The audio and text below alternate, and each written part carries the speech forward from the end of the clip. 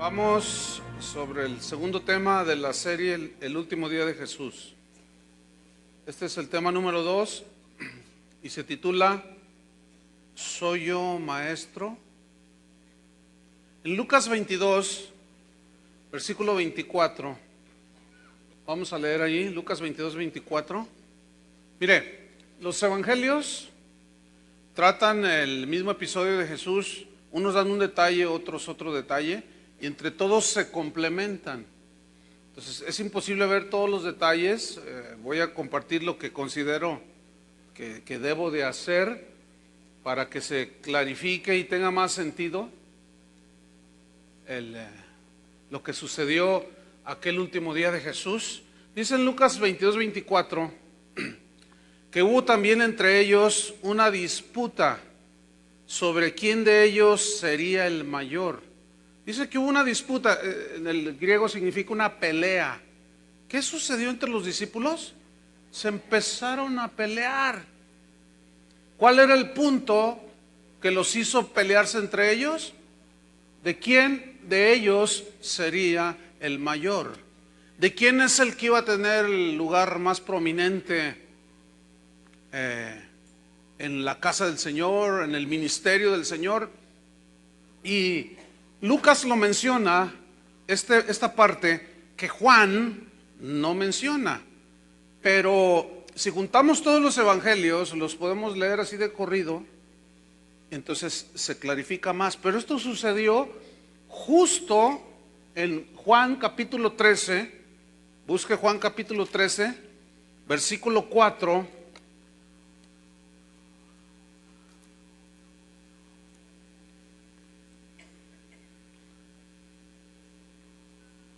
Mire, desde el versículo 1 dice: antes de la fiesta de la Pascua, sabiendo Jesús que su hora había llegado para que pasase de este mundo al Padre, como había amado a los suyos que estaban en el mundo, los amó hasta el fin. Y cuando cenaban, como el diablo había puesto en el corazón de Judas Iscariote, hijo de Simón, que le entregase, sabiendo Jesús que el Padre le había dado todas las cosas en las manos y que había salido de Dios y a Dios iba, fíjate, se levantó de la cena. Aquí es donde entra este versículo de Lucas 22, 24. Dice que empezaron a disputar, se empezaron a pelear. Entonces note lo que dice el versículo 4. Se levantó de la cena Jesús y se quitó su manto, dice, y tomando una toalla se la ciñó. Luego puso agua en un lebrillo y comenzó a lavar los pies de los discípulos y a enjugarlos con la toalla, sin decir una sola palabra, estos peleándose. Y Jesús se levanta y se quita el manto y se ciñe una toalla, echa agua en un lebrillo y comienza a lavar los pies de los discípulos. Este acto de Jesús fue una gran enseñanza y un gran ejemplo que les estaba dando a sus discípulos, un ejemplo de verdadera humildad. ¿Por qué? Porque era el trabajo que hacían los esclavos, lavar los pies. Era una costumbre en aquel tiempo de lavar los pies de las personas que llegaban a algún lugar como el aposento que les habían preparado para que celebraran la Pascua, porque los pies venían llenos de polvo, de suciedad, habían pisado todo tipo de suciedad, y siempre se acostumbraba que debía de haber un esclavo contratado o de alguno de los que estaban allí para participar de la cena que hiciera ese trabajo de lavar los pies. Pero algo falló en la organización.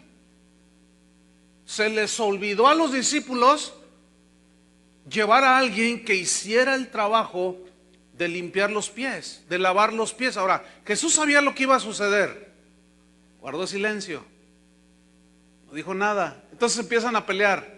Yo voy a ser el número 1, yo voy a ser el ungido, yo voy a ser... Y que se empiezan a agarrar, empiezan a discutir entre ellos. Y Jesús dice que se levanta de la cena y comienza a lavar los pies de los discípulos. Él sabía lo que iba a suceder. Él los estaba viendo discutir y les comienza a lavar los pies. Quiero que noten que ninguno de los 12, ni uno de ellos siquiera pensó ni pasó por su mente hacer el trabajo de un siervo. Ellos estaban bien sentados ahí. Y yo no sé por qué, pero esa escena se me hace tan actual. Los ungidos de Dios sentados para que todo el mundo les sirva.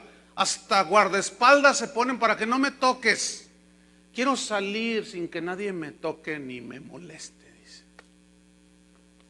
Qué increíble, ¿no? Entonces esta acción de Jesús fue conmovedora porque era una lección de humildad. Era un ejemplo que sus discípulos debían de seguir. Por la mente de ellos no pasó nada, por ninguno de ellos pasó a hacer ese trabajo que le correspondía a un esclavo. Prefirieron quedarse con los pies sucios, a mover un dedo. Fíjense qué increíble. Esto habla que en sus corazones había cierta soberbia, cierto orgullo. ¿Y yo por qué? ¿Y yo por qué tengo que hacer eso? ¿Y yo por qué? Y esa misma actitud del corazón de muchos cristianos, a veces nos vemos envueltos en esa misma actitud de soberbia, de orgullo. ¿Y por qué yo? Que lo haga aquel, y ponemos un montón de pretextos. Sin embargo, Jesús le da ejemplo a sus discípulos. Es un ejemplo que deberían de seguir. Más que un acto literal que ellos deberían de hacer, como el acto de lavarse los pies, era una enseñanza que les hablaba de la humildad que deberían de tener en sus corazones. Más que un acto literal, repito, porque este acto se repite hoy en muchos sectores de la iglesia cristiana.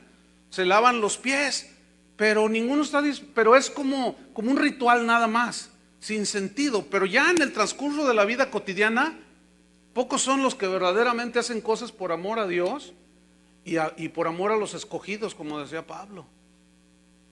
No están dispuestos a dar su vida por Cristo y por el Evangelio, y mucho menos a servir, si no quieren que les sirvan. Entonces, este lavamiento de los pies tenía varias enseñanzas que Jesús les transmite en ese momento. En el capítulo 13, en el versículo 6, fíjense cómo dice: entonces vino a Simón Pedro. Se acercó a Simón y Pedro, traten de hacer un cuadro en su mente, y Pedro mirándolo así, que se viene acercando a Jesús, y Pedro le dijo: Señor, preguntándole, ¿tú me lavas los pies? O sea, ¿cómo es posible que tú me lavas a mí los pies? Cuando nosotros leemos me lavas los pies, intuimos por el cuestión del lenguaje de que era, obviamente era un acto literal. Y aquí Juan utilizó la palabra del vocablo que se tradujo me lavas, usó el vocablo nipto, y nipto significa literalmente limpiar las manos, limpiar la cara o los pies. Es decir, que era específico un lavamiento, era lavarse la cara, lavar las manos o lavarse los pies. Ahora le dice, ¿tú me lavas los pies? Y pongan atención, repito, utilizó la palabra nipto, porque hay un juego de palabras aquí en el verbo lavar, que en el original aparecen por lo menos 3 palabras distintas que tienen significado muy distinto. Entonces, versículo 7, le respondió Jesús: lo que yo hago, tú no lo comprendes ahora, mas lo entenderás después. O sea, el acto de Jesús de humillarse, de inclinarse y lavarles los pies, era un acto que Pedro, que estaba todavía con su orgullo, dijo: tú me lavas a mí, pero ¿cómo? No entiendo. Tú, el Señor del universo, el creador de todas las cosas, te estás humillando para lavarme. No, pero lo que yo hago, tú no lo entiendes ahora. Lo que Jesús estaba a punto de hacer en la cruz, muchos de ellos no lo entendían. Pedro estaba, de alguna manera había recibido una revelación: tú eres el Cristo, el Hijo de Dios. Pero en una ocasión lo quiso detener cuando Jesús les enfatizó: me van a matar. Y lo toma, como expliqué en una de las de las enseñanzas, lo toma aparte y lo comienza a reprender. Ese es el verbo griego. En ninguna manera te acontezca. Y lo empieza a regañar a Jesús. Y Jesús le dice: quítate, Satanás, delante de mí. ¿Por qué no pones tus ojos en las cosas de Dios, en las cosas celestiales, sino en las cosas terrenales? Entonces Jesús le dice: lo que yo hago tú no lo comprendes ahora, pero lo entenderás después. Hay muchas cosas que Dios hace en nuestra vida, hermanos, pero si confiamos en su sabiduría, estamos seguros de que cualquier cosa a la postre será para beneficiarnos, para bendecirnos, para fortalecernos. Pero lo que puedas estar pasando ahora, tal vez no lo entiendes en este momento, pero lo entenderás después. Este versículo tiene un contenido espiritual profundo, hermanos, porque muchas veces Dios está haciendo cosas, permite cosas en nuestra vida que a veces nos quebrantan, y son las hierbas amargas que no entendemos, pero por la fe, como aquella señora que les comenté, pero la fe me sostiene. No lo entiendo, pero sé que Dios va a obrar a mi favor. No lo entiendes ahora, pero lo entenderás después. Muchas experiencias que yo he tenido en el momento del dolor, yo no entendía por qué, hasta después. Pero la actitud de un cristiano debe ser de total confianza en Dios. Versículo 8. Pedro le dijo: pues no me lavarás los pies jamás, le dice. Y siguió con su orgullo, fíjate. Pues no me lavarás los pies jamás. Y volvió a utilizar, bueno, ellos hablaban en arameo, pero se escribió en griego. Y el escritor Juan utilizó nipto otra vez: no me lavarás los pies. Dice: después Pedro escribiría. Ejemplo nos dejó para que sigamos sus pisadas. O sea, en ese momento él no entendía. Después, cuando escribió sus cartas, él ya había sido quebrantado, zarandeado como a trigo. Jesús había orado por él para que su fe no faltara, y en el momento crucial el Señor lo levanta. Y después Pedro escribió: ejemplo nos dejó para que sigamos sus pisadas. De humildad, quien cuando le maldecían, no maldecía; cuando le vituperaban, no agarraba amargura ni rencor, perdonaba.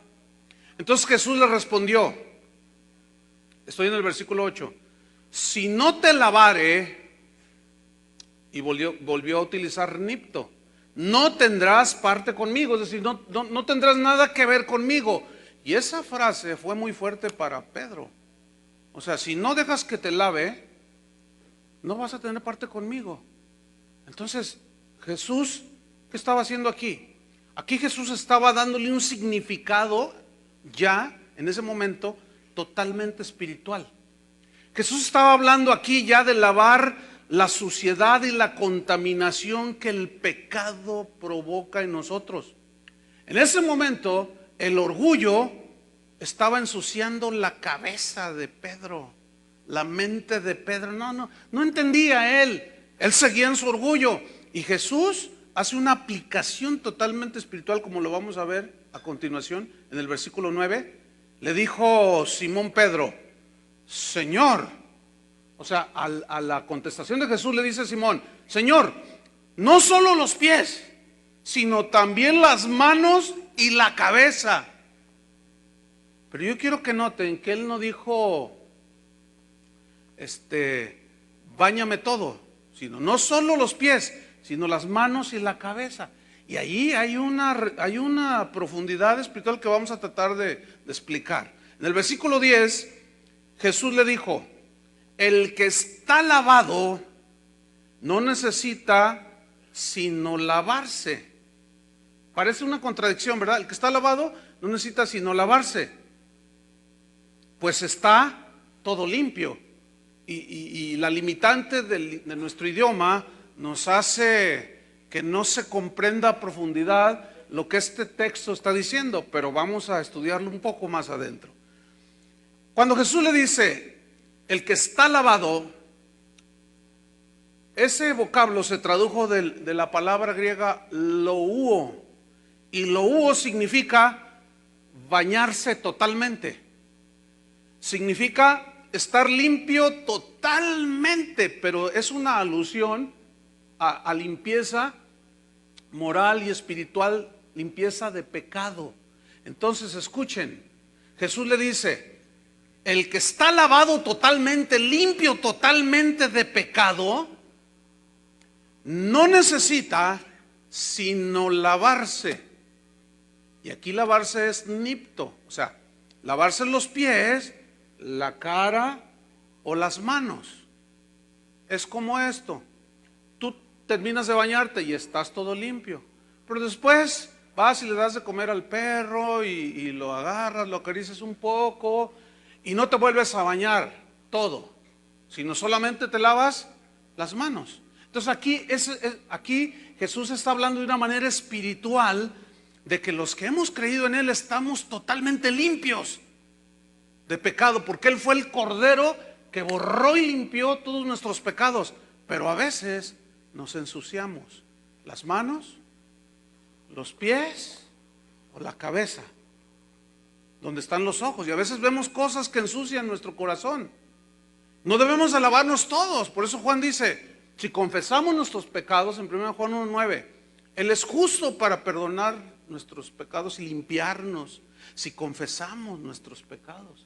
Está hablando de los ya nacidos de nuevo, de los que han sido limpiados, pero que a veces nos ensuciamos en el caminar, en la vida, caminar en este mundo, pisamos cosas, estos pies nos llevan a lugares donde no debemos estar, nos llevan a veces en caminos que el Señor reprueba. Con nuestras manos podemos hacer tantas cosas, buenas y malas. Ojos, oír, a veces escuchamos cosas que no tienen que ver nada con un cristiano. Entonces, retomamos aquí el versículo. El que está lavado, bañado totalmente, no necesita sino lavarse los pies, pues está todo limpio. Y aquí limpio es otra palabra distinta, fíjense. Es la palabra griega cátaros. Y cátaros significa literalmente limpio. Significa puro, pero habla de una pureza espiritual y moral. Entonces vemos que lavarse, fíjate, el que está lavado, el que está, no necesita sino lavarse, y el que está limpio, pues parecen sinónimos, pero en el idioma original que se escribió, el Nuevo Testamento, significan tres cosas distintas. Entonces, fíjate la lección tan profunda que Jesús está dándole a sus discípulos. Y les dice, ya vosotros estáis limpios, cátaros, o sea, puros de todos sus pecados. Aunque todavía no se consumaba el sacrificio de Jesús, el derramamiento de su sangre, ellos ya habían sido justificados por la fe, así como Abraham, ¿entienden? Ahora, una vez después de que Cristo muere, derrama su sangre, ya es por todo el mundo, por todos los años que resten antes de que este mundo tenga su fin. Ahora, en el versículo 10, al final dice, ya vosotros estáis todos limpios, aunque, ya vosotros estáis limpios, les dice, aunque no todos. O sea, no todos están limpios totalmente. ¿A quién se refería? A Judas. Judas nunca fue limpiado totalmente. Nunca. Él nunca nació de nuevo. Vean lo que Jesús les dijo a los fariseos. Pongan una señal allí y vean en Mateo 23, versículo 25. Veamos este pasaje paralelo, o que alude a esa limpieza de fuera y de dentro. Mateo 23, versículo 25. Jesús les reprende a los fariseos y les dice, ay de vosotros, escribas y fariseos hipócritas. Otra vez los religiosos, los que se decían pueblo de Dios. Había una hipocresía en ellos. ¿En qué consistía? Dice, porque limpiáis lo de fuera del vaso y del plato. ¿Lo de qué? Lo de fuera. Ahora, ¿en qué está Jesús interesado? ¿En lo de fuera o en lo de dentro? Entonces el acto literal de lavarle los pies por fuera tenía una intención de una enseñanza que hablaba de dentro de ellos. ¿Están entendiendo? Ok. Porque limpiáis de fuera del vaso y del plato, pero por dentro estáis llenos de robo y de injusticia. Por dentro. 26. Fariseo ciego, limpia primero lo de dentro del vaso y del plato. Y aquí limpio es cátaros, o sea, límpialo totalmente. Pero el asunto es que aquí también era una ceremonia que lavaban los vasos, los platos, como un ceremonial que ellos hacían de pureza espiritual. Pero Jesús le da el verdadero explicación y el verdadero sentido. Esos vasos y esos platos simbolizaban la pureza que debían de tener adentro, la cual no tenían.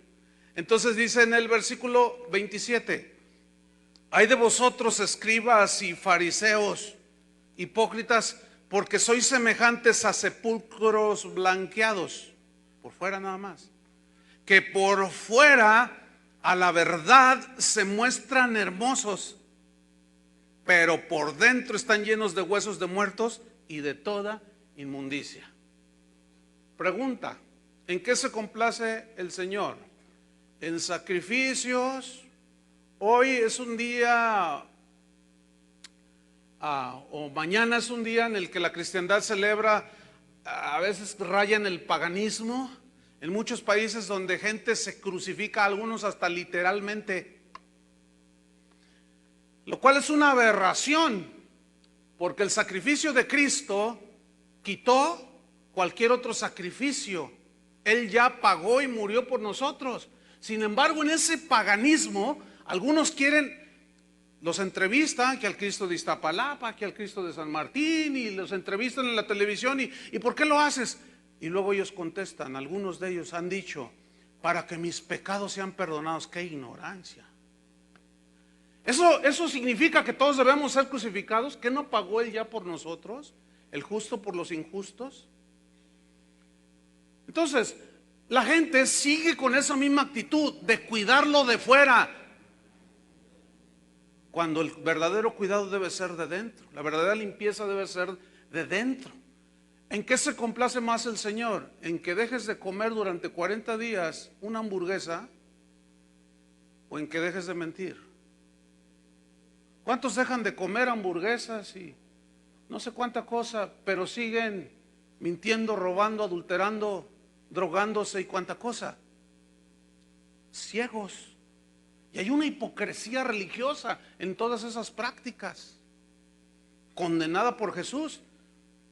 Dice versículo 28: así también vosotros, dice, cual sepulcros blanqueados, que por fuera están hermosos, pero por dentro están llenos de huesos de muertos y de inmundicia. Así también vosotros por fuera, a la verdad, os mostráis justos a los hombres. Es decir, nada más una apariencia externa, pero por dentro estáis llenos de hipocresía e iniquidad. Acuérdense que Él estaba ante los 12. 11 estaban limpios. 11 habían reconocido su necesidad de Dios. 11 habían sido bienaventurados por ser pobres de espíritu y reconocer que su propia justicia no podía hacer nada. Pero otro seguía allí. Otro seguía presente y escuchando. Y tenía una apariencia impecable, pero no había sido lavado por dentro. Hermanos, el cristianismo es una relación personal con Jesús. Y tú debes de analizarte y examinarte si estás en la fe. ¿Qué significa esa frase? Si estás verdaderamente limpiado por la sangre de Cristo y la palabra de Dios. Entonces, les dice en el versículo 11 de Juan 13, cuando les dice: aunque no todos, porque sabía Jesús quién le iba a entregar. Sabía Jesús. Otra vez su soberanía allí manifestada. Por eso dijo: no estáis limpios todos. Y aquí limpios es cátaros. O sea, no estáis puros interiormente hablando. No estáis puros ni limpios moralmente, ni de corazón, ni en el espíritu, ni en el ser interior profundo del ser humano. No todos, porque Él conocía el corazón de todos. Versículo 12 de Juan 13. Juan 13:12 dice: así que después que les hubo lavados los pies, tomó su manto, volvió a la mesa. Acuérdense que ellos estaban peleando, pongan en eso en cuenta. Ellos estaban discutiendo quién iba a ser el pastor, quién iba a ser esto y lo otro. Después que les hubo lavado los pies, tomó su manto, volvió a la mesa y les dijo, yo me lo imagino así, con una seguridad y con una presencia impactante, una manifestación allí de Dios el Padre en la vida de Jesús, y les pregunta, ¿sabéis lo que os he hecho? O sea, les está preguntando, ¿saben? ¿Comprenden lo que yo les he hecho? Versículo número 13. Vosotros me llamáis maestro y señor. Aquí el vocablo señor viene del griego kurios, que significa el señor máximo, el yo soy. Es un título que se le daba a Dios en el Antiguo Testamento, se le aplica en el Antiguo Testamento, pero también a Jesús, lo cual habla de su divinidad y de su igualdad, de la misma sustancia que el Padre. Vosotros me llamáis maestro y señor, y decís bien porque lo soy. Ciertamente, soy el Señor, fíjate, el creador del universo. Él había dicho, yo no he venido para ser servido, sino para servir y dar mi vida en rescate por muchos. ¿Saben que esa es exactamente la misma frase que Pablo utiliza en Efesios capítulo 5 cuando habla de los maridos? Amad a vuestras mujeres, así como Cristo amó a la iglesia y se entregó por ella. Es decir, hasta la muerte, maridos deben amar a su esposa y a sus hijos. Y aquí nos falta tanto, hermanos. ¿Por qué? Porque muchos de nosotros hay pura apariencia. Aquí aparentamos, pero llegamos a la casa y sigues maltratando a tu esposa y a tus hijos. Yo te pregunto, ¿estarás limpio totalmente? ¿O nada más como los fariseos con una apariencia? Bueno, ahí que quede. Pues si yo, el maestro y el Señor, he lavado vuestros pies, vosotros también debéis lavaros los pies los unos a los otros. Pero no era, como muchos han entendido, de una enseñanza literal, hermanos.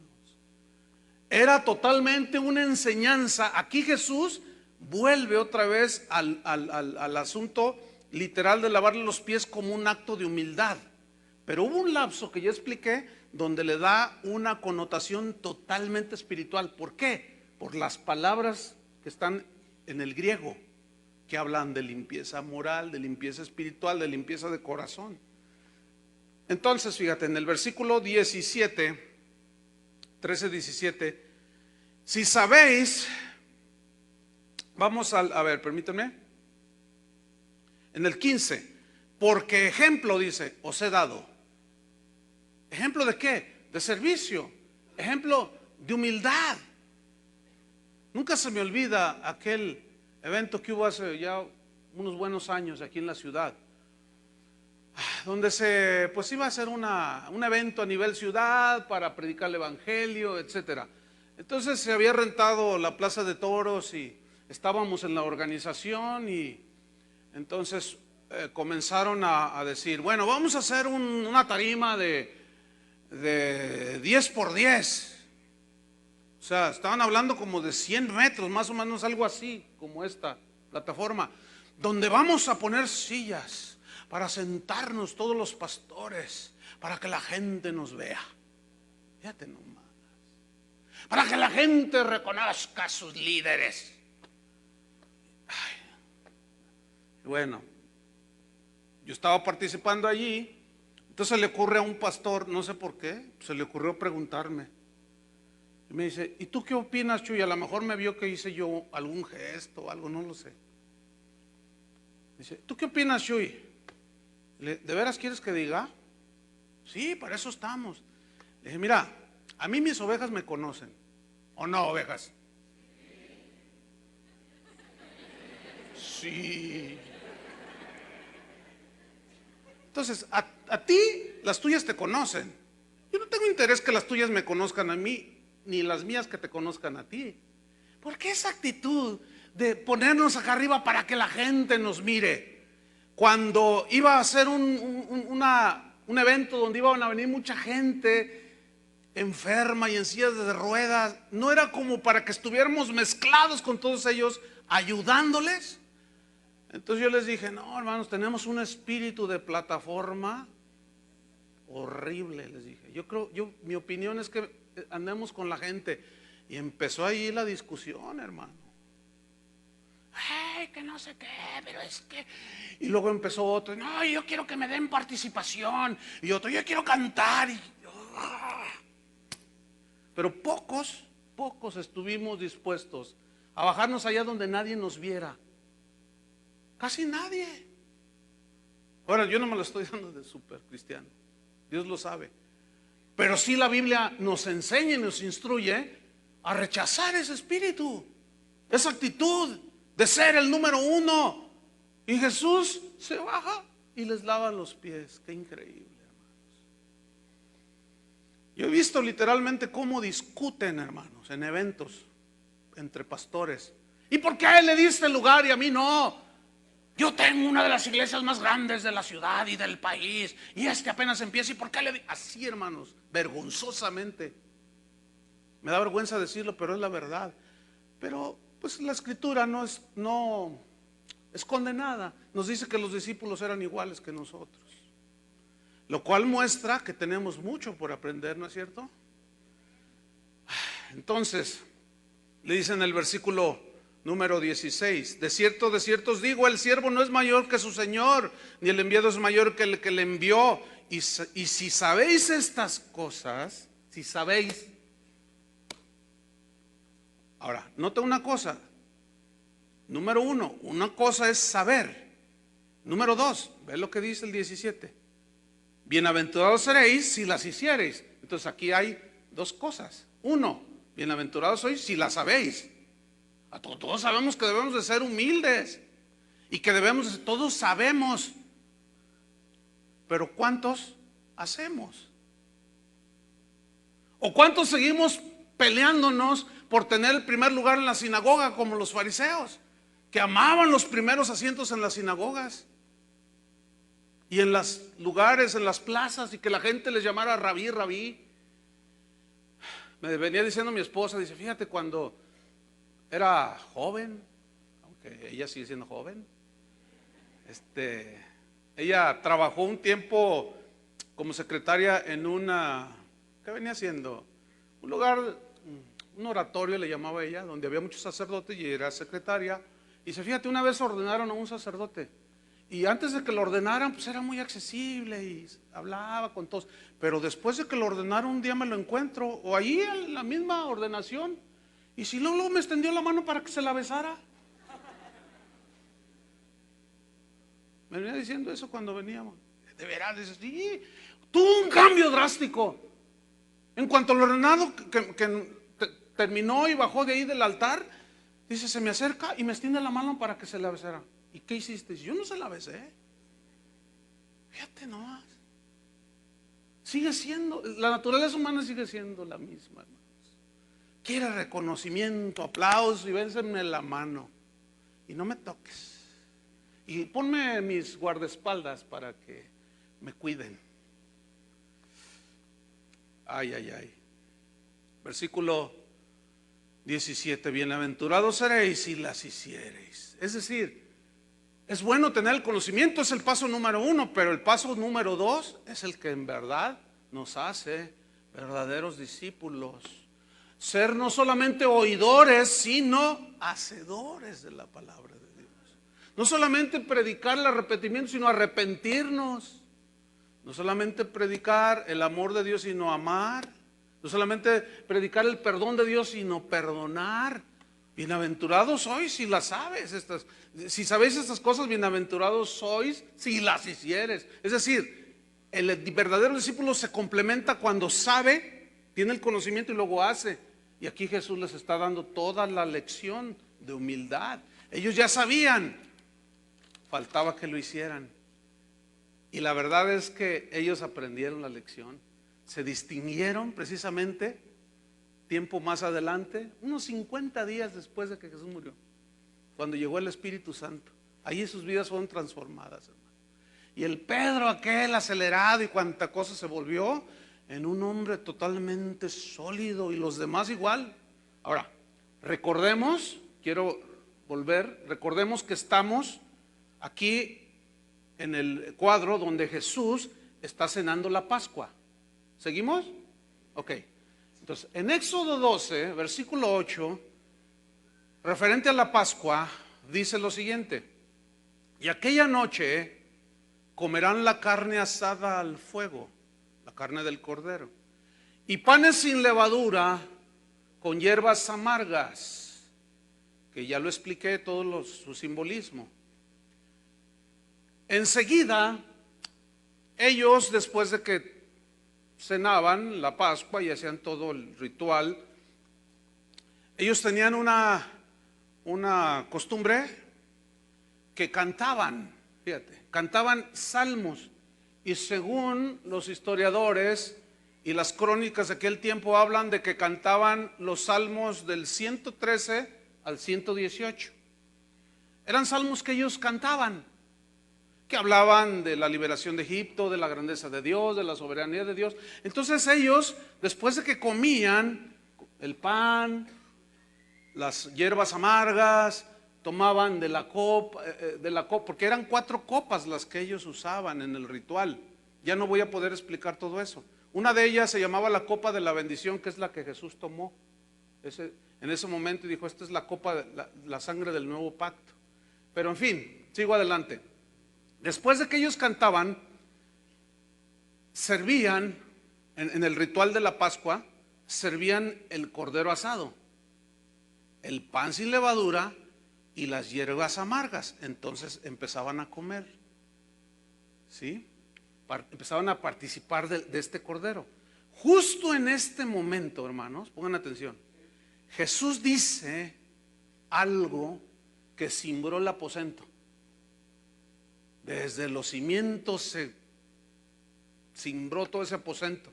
Mateo 26, 21 nos dice, acuérdense que le estoy tratando de ligar toda la historia del último día de Jesús, que sucedió en un lapso de 12 horas antes de su martirio, hasta la agonía en el huerto.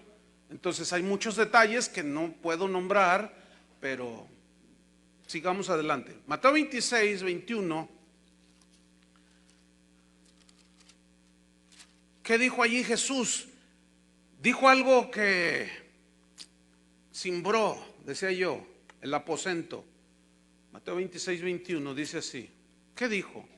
Y mientras comían, o sea, el cordero de la Pascua, las hierbas amargas, tomaban de las copas que había allí, dijo: de cierto os digo que uno de vosotros me va a entregar. Solo eran 12. Y mientras comían, dice: de cierto les digo, uno de vosotros me va a entregar. Y el vocablo entregar viene del griego paradidomi, que significa entregar para hacer un juicio y condenarlo. Eso significa literalmente. Entonces están comiendo, hagan un cuadro en su mente, están comiendo, están los 12 allí participando, y de pronto Jesús dice: uno de ustedes 12 me va a traicionar, me va a entregar a un juicio injusto. El cordero inocente, sin mancha. Uno de ustedes me va a entregar. No, aquello sonaba incomprensible, hermanos. Aquello sonaba inconcebible. Aquello sonaba imposible, desconcertante, pues. ¿Cómo era posible que uno de los 12 lo fuera a entregar a un juicio injusto? Eso es exactamente lo que Jesús les estaba diciendo. Ahora, en Juan 13, 18, vea, Juan 13, 18.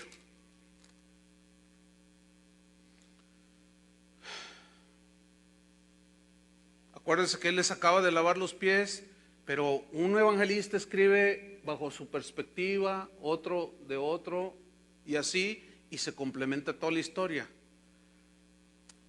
Acuérdense que aquí les lava los pies, pero no todos estaban limpios. Versículo 18. No hablo de todos vosotros, yo sé a quién he elegido, mas para que se cumpla la escritura, el que come pan conmigo levantó contra mí su calcañar. Yo quiero resaltar aquí, para que se cumpla la escritura. Esa frase aparece múltiples veces en las últimas horas de Jesús. Para que la escritura se cumpla, lo cual me sigue a mí confirmando, reafirmando y afirmando de que es necesario que no nos apartemos de lo que está escrito. Es muy importante ser fieles hasta la muerte acerca de lo que está escrito.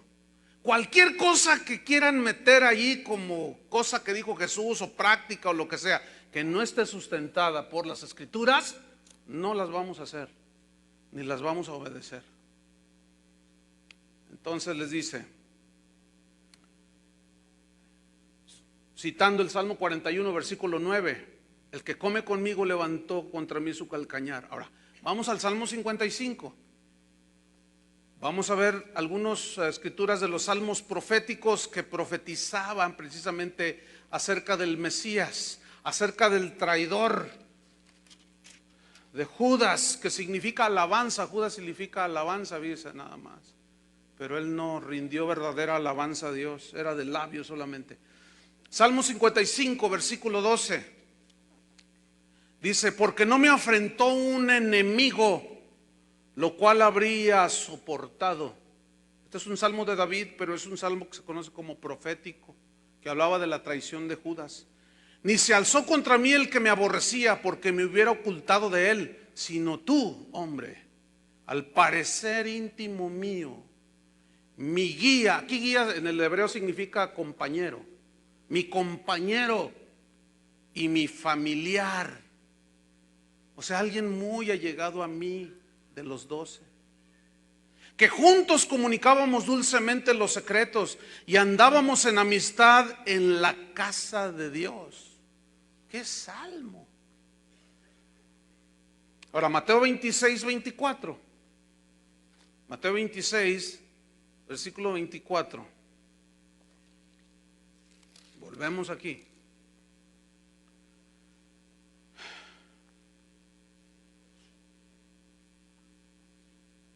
¿Él lo tiene?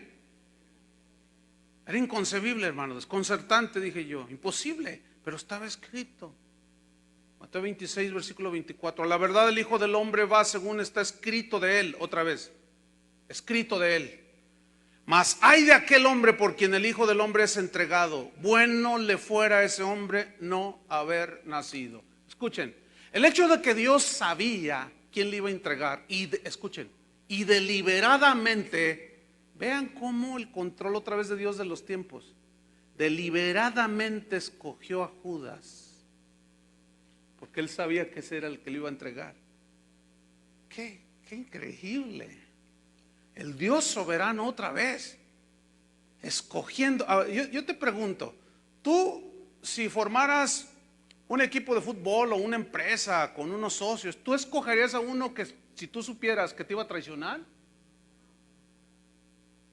No nos entra porque, pues como no somos dioses, no nos cabe en el discernimiento cómo hacer una cosa semejante. Sin embargo, el plan eterno de Dios, el plan maravilloso del Padre, era que Jesús muriera. Y vean otra vez, no sé si lo alcanzan a ver, qué maravilloso control de las circunstancias. Cuando se acerca Judas y le dice, tú sígueme. Y él sabía que él era el que le iba a traicionar. Qué increíble. Esto a mí me vuela la cabeza, hermano. Digo, es que no puede ser. Sin embargo, el conocimiento previo que Dios tenía de quién lo iba a traicionar no eximía a Judas de culpa. ¿Estamos o no? Porque cada quien es responsable de sus hechos. Porque el hecho de que Dios sepa el futuro no significa que Él va a forzar a nadie a hacer nada. Cada quien es responsable, hermanos, de sus actos personales. Entonces, Estaban horrorizados, hermano. Uno de ustedes me va a entregar. Estaban, pero ¿cómo? ¿Un traidor entre los 12? ¿Cómo es posible?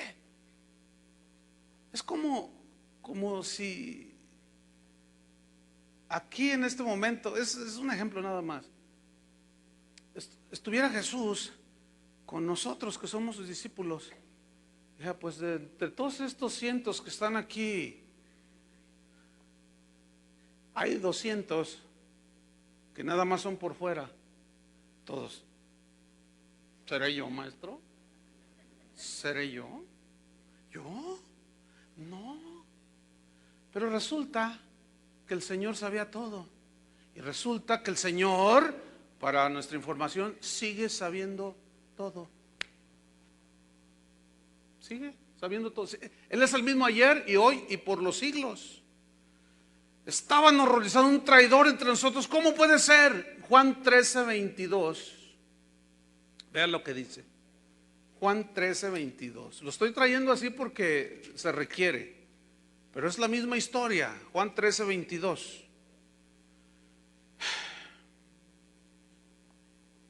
Fíjate, en el 21 dice: habiendo dicho esto, Jesús se conmovió en el espíritu. Se conmovió, o sea, estaba a punto de llegar a esa hora. Se conmovió, se inquietó y declaró y dijo: de cierto os digo que uno de vosotros me va a entregar. Ahora ve el versículo 22. Entonces los discípulos se miraban unos a otros, dice, dudando de quién hablaba. Se miraban, dice, los unos a los otros, dudando. Este vocablo, dudando, se viene del griego aporeo, que significa estar perplejos, estar confundidos. Entonces cuando Jesús están comiendo y de pronto alza la vista y dice: uno de ustedes me va a entregar. Entonces todos se quedaron perplejos, así como yo me imagino algunos con el pan en la boca así, otros a lo mejor con la copa, otros con el cordero mordiéndole ahí. Uno de ustedes me va a entregar. Porque esa era la escena real. Dice que quedaron todos confundidos, todos perplejos de quién hablaba. Solo eran 12. Mira, cuando yo pienso en esto y pues perdió uno, que viene siendo como el 8.5%, ¿no? O sea que el Departamento de Conservación de Resultados de la Iglesita de Jesús le falló. No, hombre, si nosotros los ministros somos re buenos para inventar. Entonces hacemos la campaña y hacemos el concebido Departamento de Conservación de Resultados, como si nosotros los convirtiéramos a ellos. Entonces hablamos y decimos: bueno, vamos a hacer una campaña, se van a convertir, y hasta confesamos positivo, ¿no? Y ponemos la cantidad. Bueno, se van a convertir a 20,000. Entonces vamos a armar un buen y complejo equipo de conservación de resultados, como si fuéramos Dios. ¿Qué podemos conservar nosotros, hermano? ¿Quién es el que convierte? ¿Quién es el que convence de pecado, de justicia y de juicio? Dios. Entonces aquí le falló el Departamento de Conservación de Resultados. Perdió casi el 10%. Y en capítulo 6 no fue el 10%. Algunos calcularon hasta un 80% de los que decían que eran sus discípulos en aquel pasaje de Juan 6, cuando les dijo: ustedes me siguen porque ayer comieron y hoy quieren otra vez de comer. Pero el que no come mi carne ni bebe mi sangre, y era una alusión al sacrificio de la Pascua, de él mismo, no puede ser mi discípulo. Dura cosa es esta, difícil de oír y de aguantar. Y desde entonces muchos de sus discípulos se fueron atrás y ya no siguieron con Jesús. La iglesita de Jesús le falló. Su departamento de conservación de resultados le falló. ¿Cómo la ven? Y nosotros nos creemos más conservadores que Cristo. Conservadores en el sentido de, nosotros sí, a Jesús se le fueron, pero nosotros no se nos van a ir. Qué soberbia, hermanos. Como si nosotros fuéramos el Espíritu Santo. dudando, confundidos de quién hablaba. Mateo 26, 22, note lo que dice. Mateo 26, 22. Dice así: y entristecidos en gran manera. En gran manera habla de un profundo tristeza por lo que les estaba diciendo Jesús. Y entristecidos en gran manera comenzó cada uno de ellos a decirle, ¿qué le decían? ¿Soy yo, Señor? Yo quiero que ustedes noten las dudas que ellos tenían de sí mismos. ¿Soy yo, Señor? Cada uno le preguntó, soy yo, pero con un titubeo, con un temor, con un miedo. Soy yo, Señor, porque hasta ese momento parece ser como que ellos estaban entendiendo que verdaderamente Jesús sabía todo, que verdaderamente Jesús tenía control de todo. ¿Soy yo?, le dice. ¿Seré yo? ¿Soy yo, Señor? Pero lo más impactante es el versículo 25, de cómo Judas continúa con una insólita hipocresía, hermanos, con una farsa que rayaba en lo insólito, en lo increíble. Versículo 25 de capítulo 26. Entonces respondiendo Judas, el que le entregaba, dijo, ¿soy yo, maestro? Pero escuchen, en el griego esta frase, ¿soy yo, maestro?, da la idea de una afirmación. Es como el niño que se come el frasco de dulce de leche, dicen en Argentina. O sea, el producto es que luego es una mala palabra por allá. O vamos a decir la mermelada, ¿sí?, de fresa. Tiene el frasco y se lo come todo, está embarrado todo hasta acá, el cabello y todo, y la camiseta y todo. Entonces llega la mamá y quiere con un pan tostado untar un poco de mermelada de fresa o de frutilla, dicen allá en Sudamérica. Tengo que interpretar porque allá nos escuchan también. Entonces dice, y ve el frasco todo vacío. ¿Quién se comió la mermelada? Y el niño dice, yo no. Y todo lleno. Mira, el cinismo de Judas era impresionante, hermano. Ahora, a mí me impacta tanto esta actitud de un corazón tan perverso. Analicemos lo siguiente. Judas, delante del creador del universo, delante del que es la razón de por qué existen las cosas, cara a cara lo vio en persona. Había visto los milagros de Jesús, había sido testigo de la resurrección de Lázaro, había sido testigo de la multiplicación de los panes, de los peces, de aquella mujer de flujo de sangre, de tantos milagros que Jesús había hecho, y aún así no se convertía. Pero su cinismo era espeluznante, hermano. No sé cómo, me faltan palabras. Delante del creador del universo y le dice, ¿seré yo, maestro? ¿Soy yo? ¿Acaso soy yo? Y vean la respuesta de Jesús. ¿Qué le dijo? Tú lo has dicho. Tú lo has dicho. Ahora, esta conversación de Judas con Jesús, aparentemente, por lo que se ven en los otros evangelios que se complementan uno con el otro, aparentemente fue un acercamiento de alguna manera de Judas con Jesús. En la pintura de Da Vinci de la Última Cena se ve a Jesús y luego se ve a Pedro por un lado y a Juan por otro, ¿sí? Y Juan recostado en su pecho. Pero luego se ve a Judas, lo cual, bueno, no se sabe si se entiende que fue una plática a voz baja que la oyó Juan, escuchen, pero los demás no, pero no la entendió tal vez lo hizo por acá atrás. Hagan de cuenta, aquí está Jesús, está Juan y acá estaba Judas. Y a lo mejor por acá atrás, ¿seré yo, maestro? A ver si me estoy explicando. ¿Seré yo? Entonces dice que Jesús le dijo, lo que has de hacer, hazlo ya. Entonces dice que se levantó, en otros de los evangelios se levantó Judas y salió. Y los discípulos dijeron, ¿a dónde va? ¿A dónde va? Y todos dijeron, es que como él es el del tesoro, él es el de la bolsa de dinero, va a ir a darle de comer a los pobres. O sea, a ellos les faltaba mucho entendimiento, mucho discernimiento, que es lo que también le falta a los cristianos de hoy. Hoy ven a los falsos profetotas ahí en la televisión, en el radio, los ven en persona. Y igual que aquellos tapados discípulos.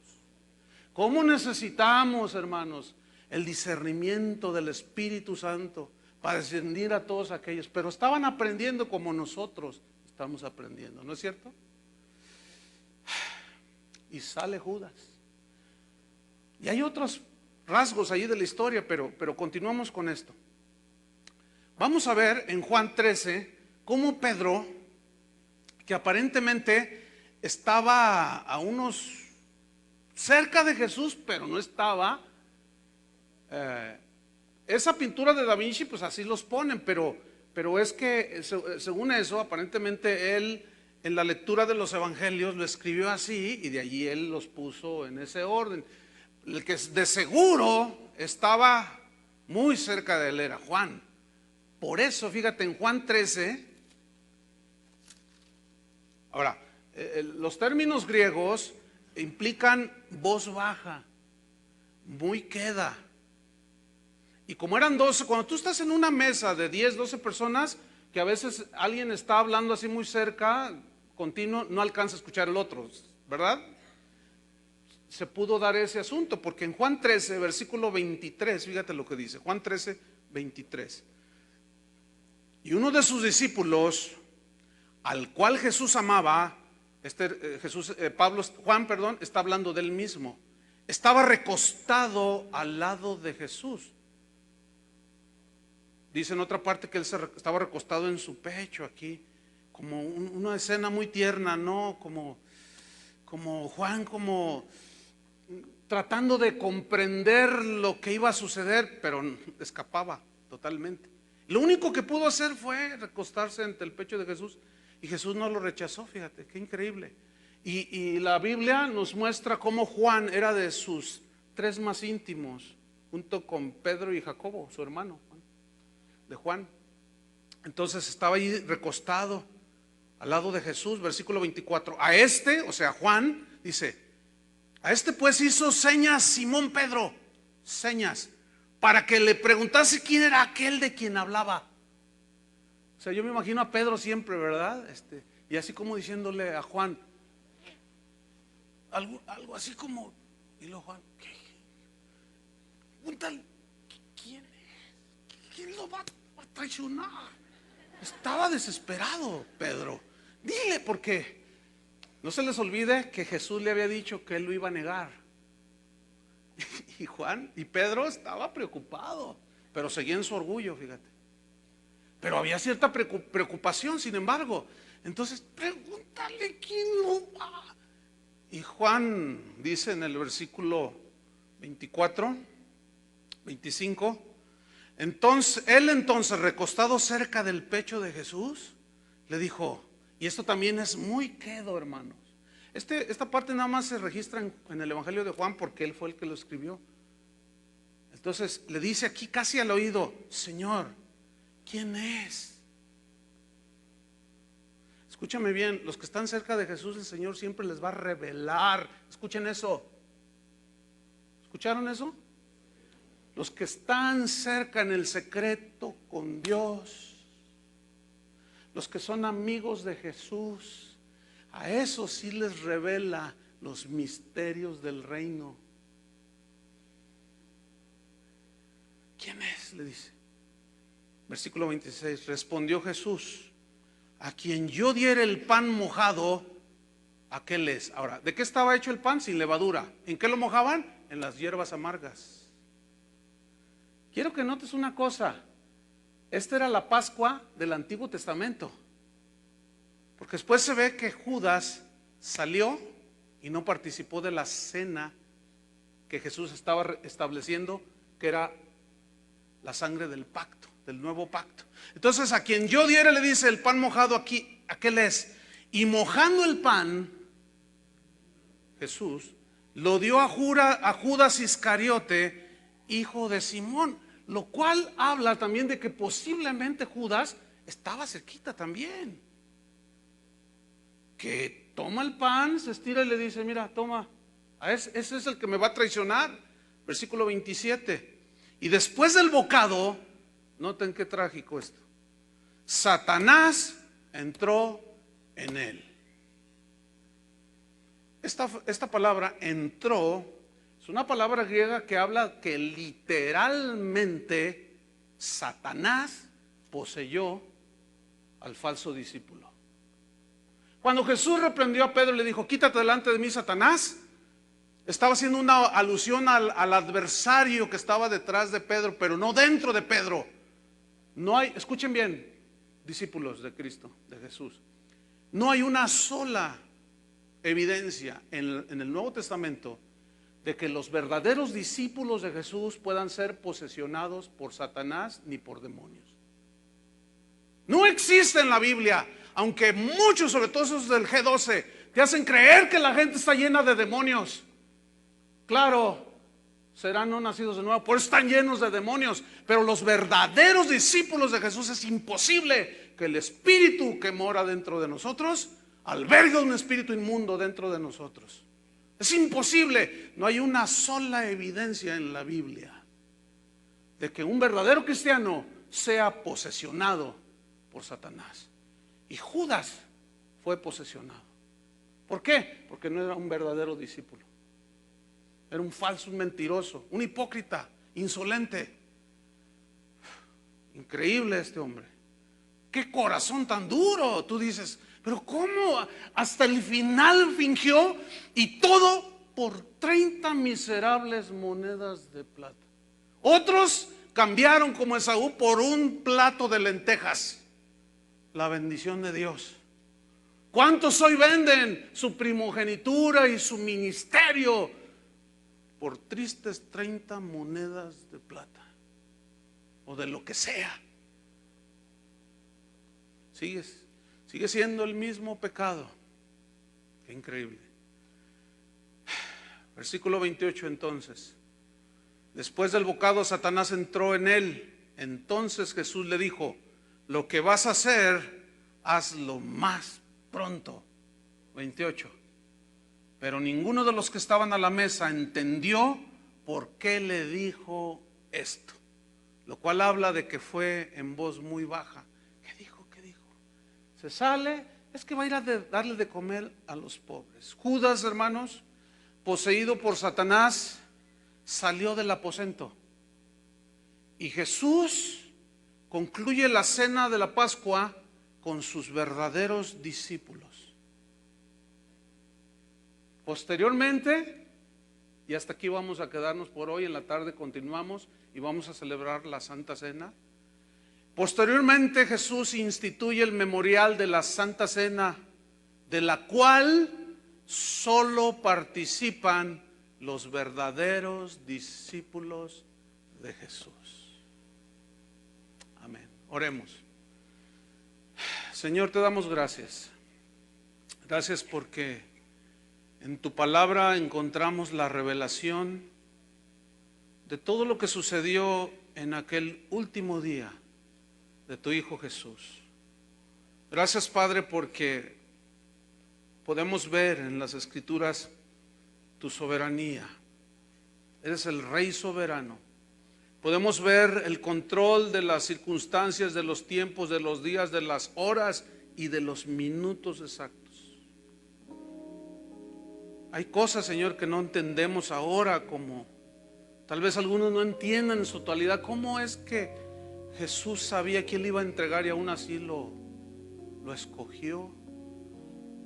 Es que la Escritura tendría que cumplirse. Esto es algo que debe bastarnos a nosotros. La escritura tenía que cumplirse. Y si no entendemos ahora, lo entenderemos después. Basta la fe en creer que ese plan maravilloso del Padre se concretó aquel día.